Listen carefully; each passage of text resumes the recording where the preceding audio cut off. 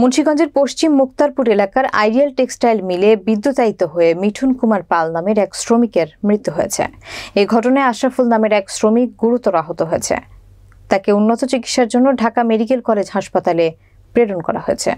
মুন্সিগঞ্জ প্রতিনিধি আনিসুর রহমান রলিনের প্রতিবেদনে থাকছে বিস্তারিত। সোমবার সকাল 10টায় মিলের অভ্যন্তরে বৈদ্যুতিক লাইনের সংস্কার কাজ করার সময় বিদ্যুতায়িত হয়ে মিঠুন পাল ও আশরাফুল নামের দুই শ্রমিক গুরুতর আহত হয়। পরে তাদের দ্রুত মুন্সিগঞ্জ জেনারেল হাসপাতালে নিয়ে আসা হলে জরুরি বিভাগের দায়িত্বরত চিকিৎসক মিঠুন পালকে মৃত ঘোষণা করে। এসব তথ্য নিশ্চিত করেছেন প্রতিষ্ঠানে কর্মরত জাহাঙ্গীর মিয়া।